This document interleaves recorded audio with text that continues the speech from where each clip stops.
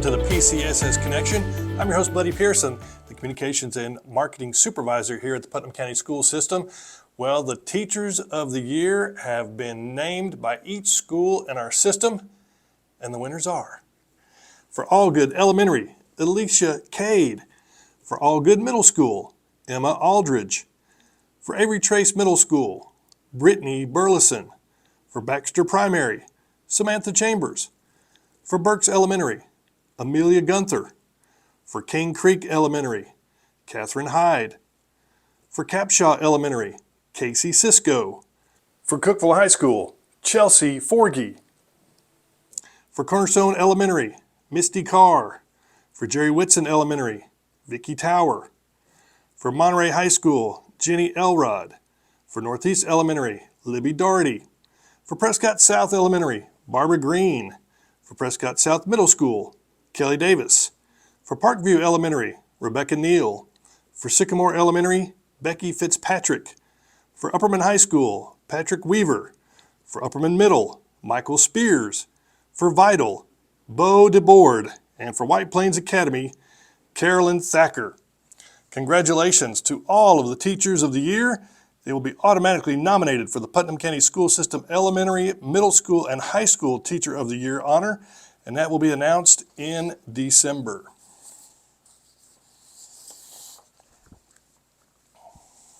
All right, here we go. And joining us now is someone who has had a huge part in the Teacher of the Year process, and that is Dr. Sharon Anderson.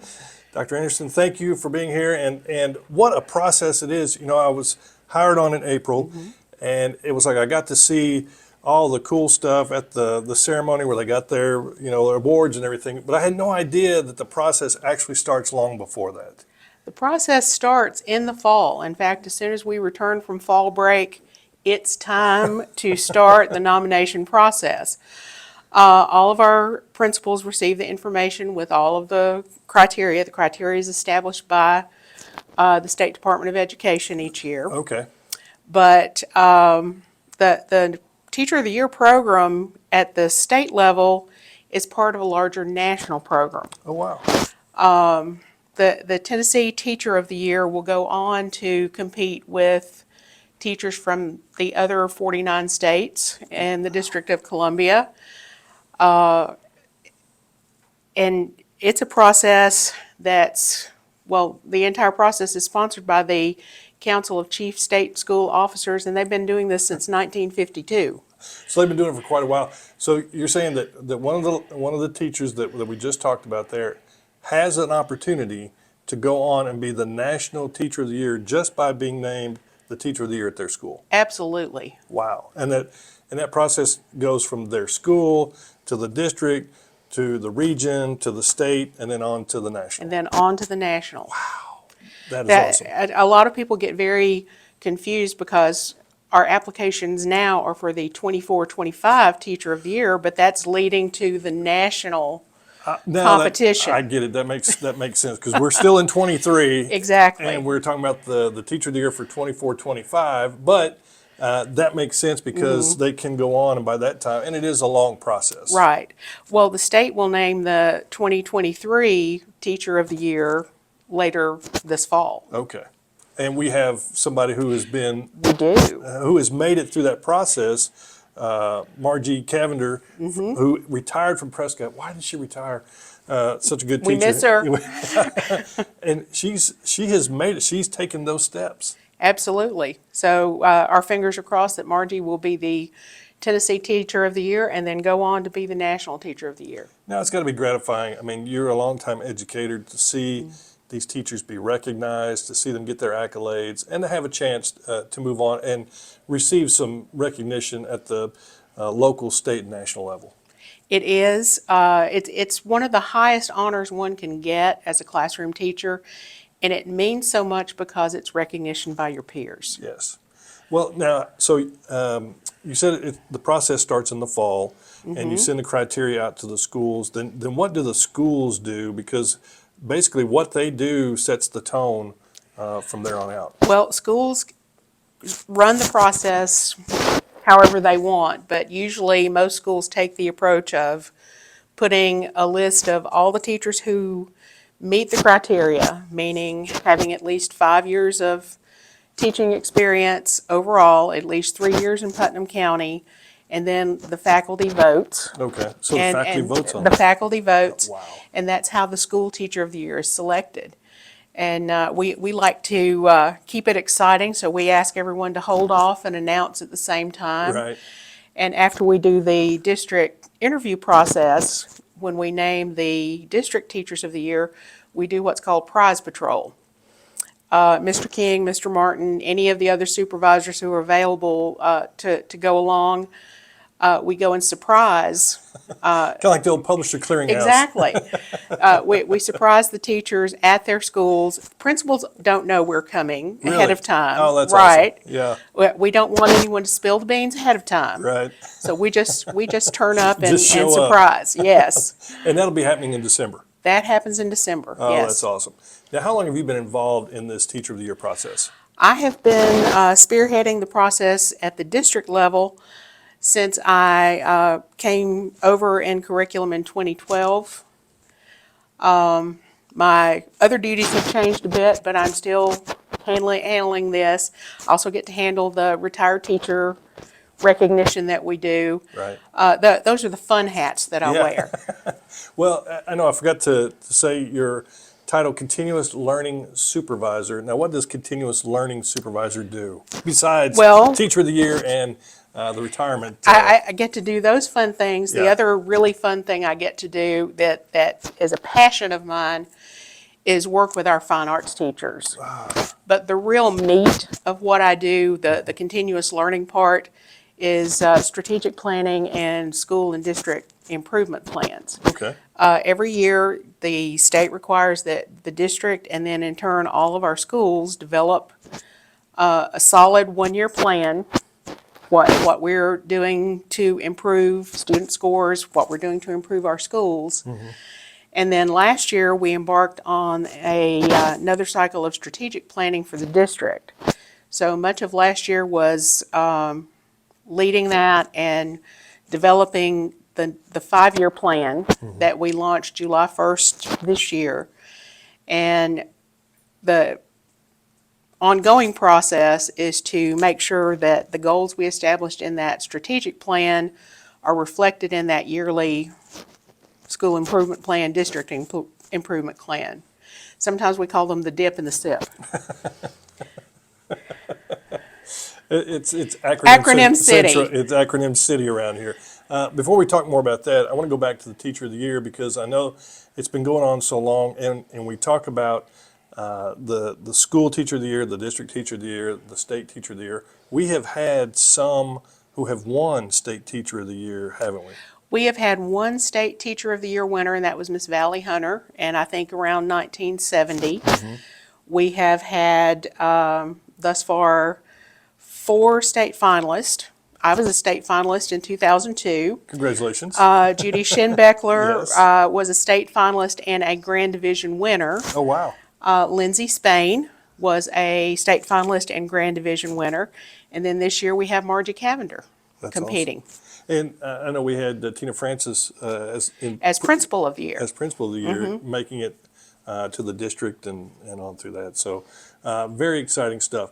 Back to the strategic plan. How long have you been in the Putnam County education system? This is my 27th year in Putnam County. Wow. It is my 42nd year in education. 42 years in education. Yes.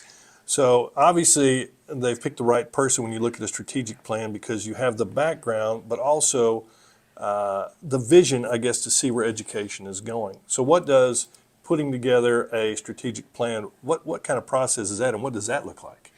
Well, it was a year-long process. We were lucky that we were able to partner with a consulting group to help us with that.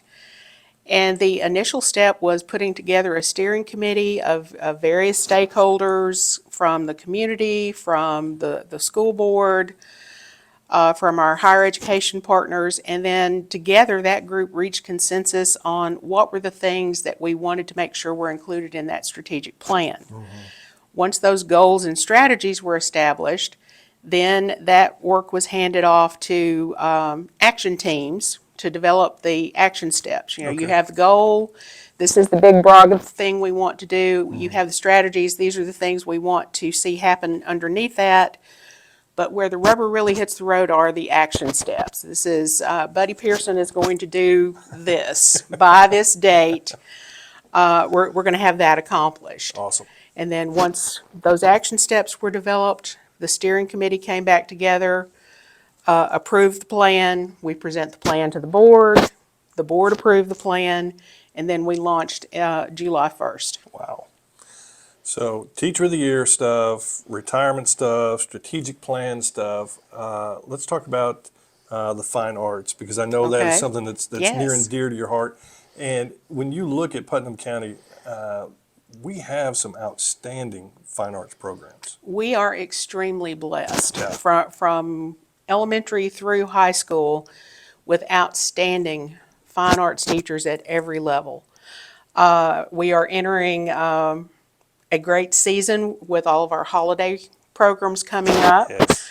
Those will kick off this week and continue until we leave for the winter break. In the spring, we have productions coming up. The major theater productions happen in the spring, although Cookeville High School did an outstanding production of Midsummer Night's Dream that just wrapped up a couple of weeks ago. Yeah, in the fall. Normally, I think about, having their big production in the spring, but they actually had one in the fall. Yes. But Prescott South Middle School is doing Newsies this spring. Cookeville High School is doing Les Mis. Allgood Middle School is doing Wizard of Oz, and Upperman High School is doing Legally Blonde. Wow. So we have much to look forward to, plus band concerts. Yes. Plus chorus Chorus concerts, concerts. plus art exhibits. Yes. We have to remember our visual arts people too. Yes, we do. They're the quiet Yeah. part of the fine arts. But there will be some outstanding exhibitions to share in the spring. In your opinion, do you think there are enough fine arts programs, or is there a need for more fine arts programs? Well, my opinion will always be we need more fine arts programs. Yeah. One of the things that I would love to see happen that we have been trying to establish for several years would be adding visual arts teachers at the elementary level. Currently, yeah. all of our elementary schools have music specialists, but it would be really nice to have visual arts at that level too and start building those skills very early. One thing a lot of people don't realize when they see the finished products of the productions or the concerts, all of our fine arts teachers have curriculum. They have skills that they must teach. Those skills are sequential, just as learning math is a sequential thing. Right. So we need to start that foundation as early as possible. Yeah, absolutely. Well, to me, yes, there's all those the concerts and everything coming up, but the veterans programs that we just had, where pretty much every program had a chorus, a band, fine arts folks that were singing and playing, and again, really neat to see all those on display. So cool to see all of the, even from Baxter Primary all the way up to Cookeville High School. Right, and all of our fine arts teachers are always willing and able to help when we have school adoption ceremonies, Right. Special visitors coming. Yeah. They get called on a lot. Yes, even nonprofit luncheons and things like that. Absolutely. Yeah, that's great. So when Dr. Sharon Anderson isn't here at the office doing all these things, what are you doing outside the office? Well, I am a serious musical theater buff, so I have my season tickets to TPAC. Okay, And I'm frequently at the Cumberland County Playhouse as well. right. I'm a voracious reader, Yeah, love to read. A favorite is Stephen King, okay. but I read very broadly, Has both he come out with fiction and anything lately? nonfiction. The most recent thing I've read by him, it's a couple of years old, but it's called Fairy Tale. Okay. And it was very good. I actually ended up listening to that as an audiobook. Oh, wow. And then you can always find me watching reruns of The West Wing. Well, I was going to get to that because You and I both share a very fondness for a particular TV show, and that is The Exactly. West Wing, considered one of the best, if not the best, television show of all time. And We consider it such. I do. My wife and I have watched it at least 3 times all the way through. We own the DVDs, and so it's like nothing's on TV. Let's plop in, a DVD of The West Wing because you can't go wrong. What is it about that show that's just so It's the captivating? way we wish things ran. Yeah, It's the fantasy of what government and politics should be. Yeah. I'm just delighted to have somebody to bounce West Wing quotes off of that Yeah. actually gets it. So Well, it's because I see her car in the parking lot, and I see what's next on the license plate, and I immediately know, that's President Bartlett's, his tagline. his tagline, what's next, and so it's like, well, that makes sense. That makes sense. And of course, you always talk about C.J. Craig being your mentor when it comes to. A lot of people remember you started the social media stuff here at Yes. the central office, and and did a lot of the stuff that laid the groundwork for the communications position that we have now. and I told you when you came on board, and I told Hannah Davis the same. Everything I learned about public relations, I learned from C.J. Craig on the West Wing. So, But have you ever done the jackal? no, I've never done the jackal. Okay. If you ever do the jackal, I want to see that. We could sell tickets and make that a fundraiser. Oh, goodness. Well, having started the social media stuff, and that brings me to kind of where we're at now, how have you seen the growth and the need and kind of where we're at now with social media? I mean, it has just absolutely exploded. Well, I'm going to date myself here, but one of the joys when I was growing up was hearing that snowbird jingle Yeah. on Channel 4 letting us know that perhaps school was going to be closed for a snow day. And now, instead of getting the information that way, it's through social media. Right. And if we were not on social media, we would not have the reach and the contact that we have Sure.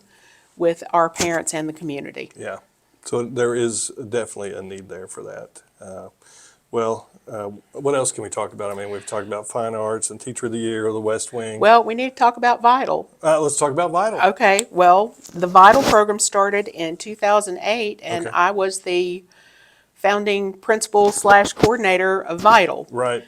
And you mentored Sam Brooks. Yes, who I mentored is Sam Brooks, the who supervisor of it now. has taken it far and above where it was. It started off as a very small program that was in partnership with E4 Tennessee, which a state program that ran out of Chattanooga, and it has grown by leaps and bounds. And we've added dual enrollment under that umbrella. Right.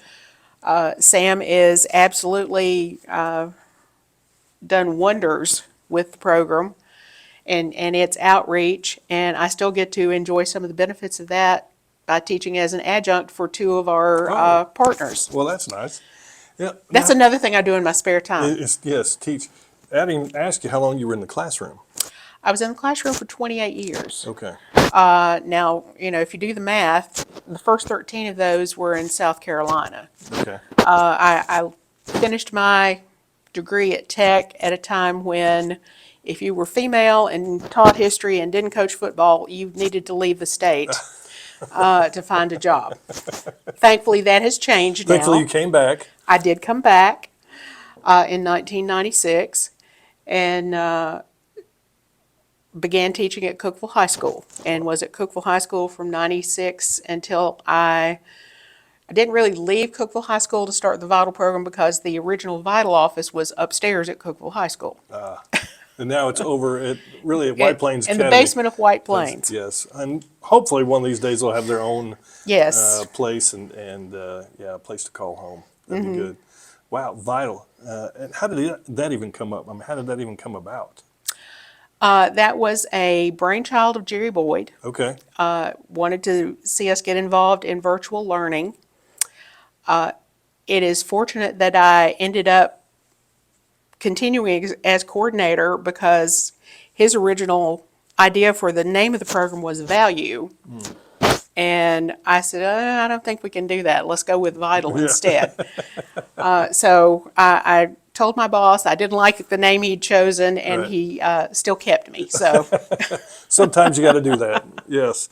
Wow, that's great. Well, thank you so much for all the things that you do and for sharing with us. And yeah, I'm looking forward to going to some concerts. And I miss those things when the kids were at home and we could go to those things on a regular basis, and you had a vested interest. And now you get to go and appreciate somebody else's kid. So Exactly. it's just as nice. But Dr. Sharon Anderson, who is the Continuous Learning Supervisor, which is a title that encompasses a lot of different things. We appreciate everything you do, and thanks for being with us on the PCSS Connection. thank you. And that's going to do it for this week. Thanks for checking out the PCSS Connection podcast. I'm Buddy Pearson. Have a great week. God bless.